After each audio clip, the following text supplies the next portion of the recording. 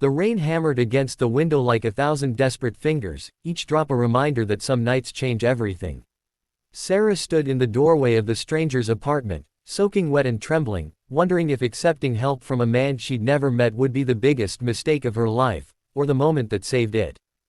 The eviction notice had been taped to her door that morning. Bright orange, impossible to ignore, like a wound on the faded green paint. Sarah had stared at it for 20 minutes, her coffee growing cold in her hand, trying to understand how her life had unraveled so completely in just 6 months. The hospital bills from her mother's final days had swallowed everything, her savings, her security deposit, her belief that hard work and goodness were enough to keep you afloat. By evening, with her few possessions crammed into 2 garbage bags and a battered suitcase, she'd stood on the sidewalk as the superintendent changed the locks. The sky had opened up then, as if the universe itself was crying for her. She'd called everyone she knew. Her best friend was out of state visiting family.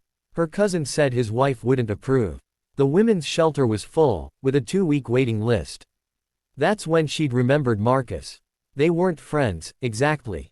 They worked in the same building, she cleaned offices on the 14th floor, he did IT support on the 16th. They'd shared maybe a dozen conversations over the past year, always in the lobby or the elevator. He had kind eyes and an easy smile, and once he'd held the door for her when she was struggling with her cleaning cart, staying to help her load it onto the service elevator even though it made him late. "You ever need anything," he'd said that day, handing her his business card, "I mean it. Anything." She'd laughed it off then, tucked the card in her pocket and forgotten about it. Until tonight, standing in the rain with nowhere to go, when she'd found it crumpled in her wallet like a lifeline she hadn't known she was carrying. The phone had rung 4 times. She'd almost hung up. "Sarah." His voice had been surprised but warm. "Everything okay?" The words had tumbled out, disjointed, humiliating, desperate. She'd tried to sound casual, asking if he knew any cheap motels, any places that might let her pay weekly, but her voice had cracked, betraying her. "Where are you?" he'd asked quietly. 30 minutes later, she was standing in his doorway, dripping onto his welcome mat, every instinct screaming at her to run. The apartment was small but immaculate. Books lined one wall, photos of a smiling elderly woman, his grandmother, she'd learn later, decorated another. Marcus handed her a towel, then disappeared into his bedroom, giving her space to breathe. "I made up the couch for you," he called out. "Fresh sheets, extra blankets. Bathrooms down the hall, there's a new toothbrush in the cabinet, and help yourself to anything you need." Sarah's throat tightened. She couldn't remember the last time someone had taken care of her. But as the night deepened and she lay on the couch, staring at the ceiling, sleep wouldn't come. Every creak of the old building made her jump. The couch springs dug into her back. More than that, she felt like an intruder, an obligation, a burden in someone else's space. She'd pulled the blanket tighter, trying to make herself smaller, invisible. Around midnight, Marcus's bedroom door opened. She'd frozen, her heart pounding. "Can't sleep." His voice was gentle in the darkness. "I'm fine," she'd lied. He'd sat down in the armchair across from the couch, his face barely visible in the streetlight filtering through the window. "You know, my grandmother used to say that the worst thing we can do is let pride keep us from accepting grace." Sarah had said nothing. "The bed is big enough for 2, Marcus said simply. "I'll take the couch. You need actual rest, not whatever this is." "I can't." "You can, and you will." His voice was firm but not unkind. "Sarah, you've been taking care of other people's spaces for as long as I've known you. Let someone take care of you for one night." She'd wanted to argue, but the exhaustion was crushing, and something in his words had broken through her defenses. The bed was comfortable, the pillows soft, and within minutes, she'd fallen into the first real sleep she'd had in weeks. The next morning, she'd woken to the smell of coffee and found Marcus at the kitchen table, his laptop open, already working. He'd pushed a mug toward her, along with a list of apartments, resources, job leads. He'd been up since 5, he admitted, researching. "You don't have to do this," she'd whispered. "I know," he'd said. "But here's the thing, 6 years ago, I was where you are.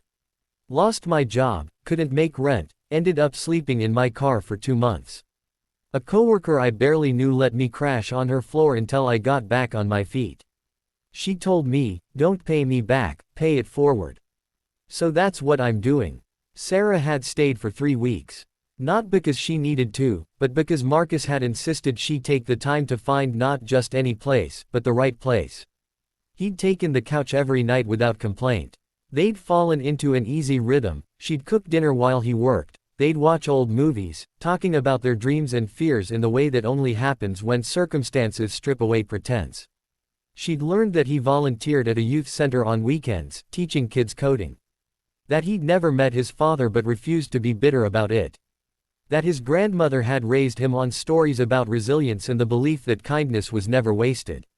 He'd learned that she'd once dreamed of being a teacher but had to drop out of college when her mother got sick.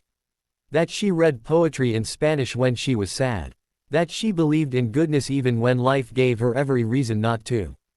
On her last night in his apartment, she'd found a small studio with affordable rent and a landlord willing to work with her situation. Marcus had refused her attempts to pay him back. "You already did," he'd said. "You reminded me why I do this. Why any of us should do this."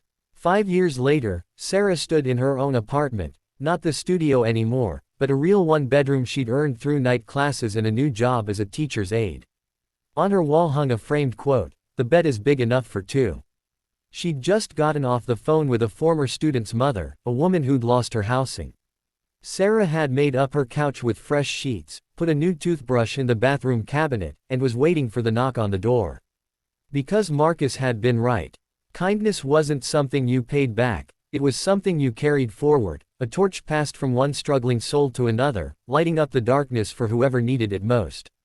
The knock came. Sarah opened the door to a woman with frightened eyes and a suitcase, and smiled. "Come in," she said warmly. "You're safe here." And somewhere across the city, Marcus was probably doing the same thing, because that's what people like them did. They remembered what it felt like to have nowhere to go. They remembered the strangers who became saviors.